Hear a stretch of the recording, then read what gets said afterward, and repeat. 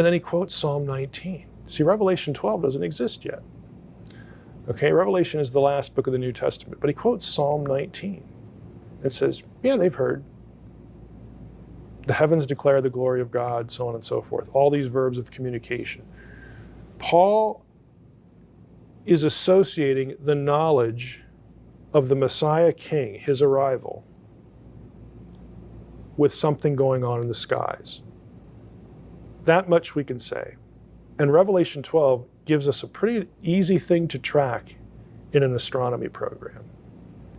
Now, I'm going to go through some of this.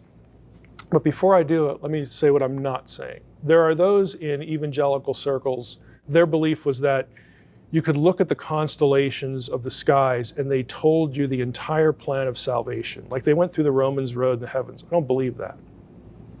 Okay, that overclaims the data.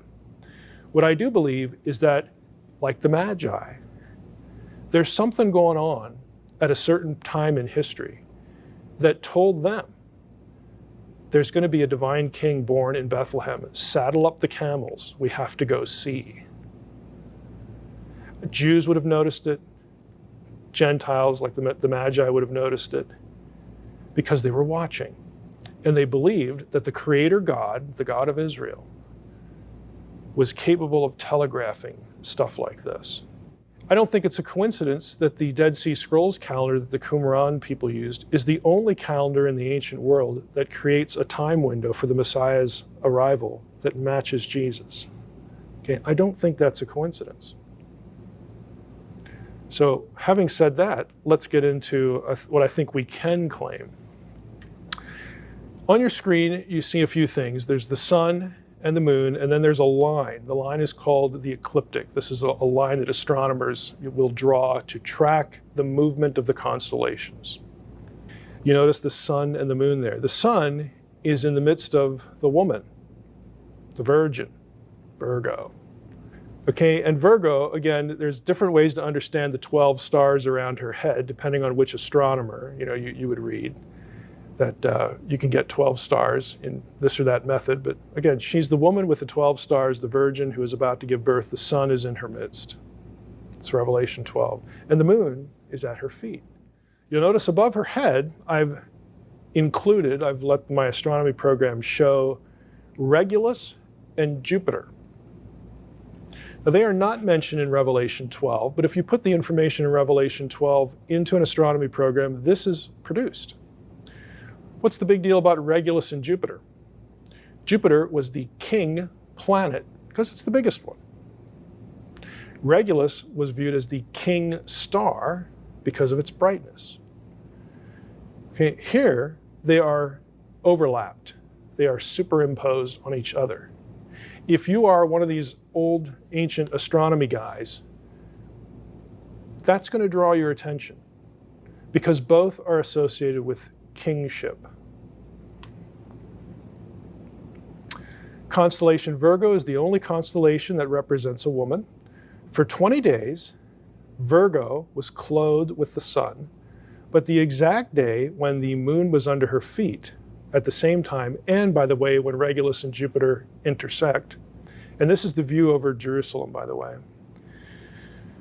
that could only occur during an 80-minute period within those 20 days.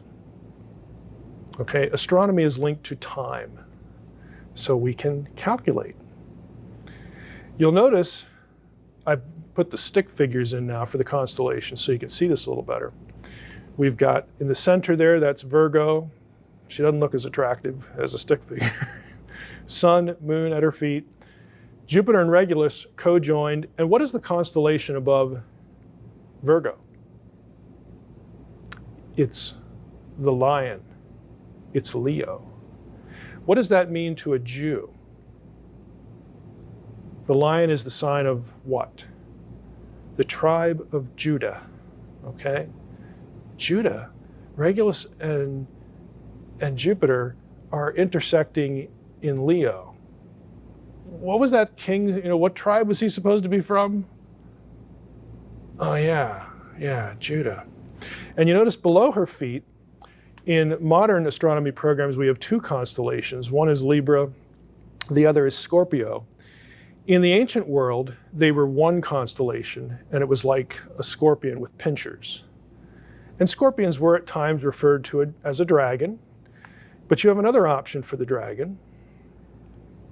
That is Hydra, also located below Virgo, but off the ecliptic. Doesn't really matter, you got two choices.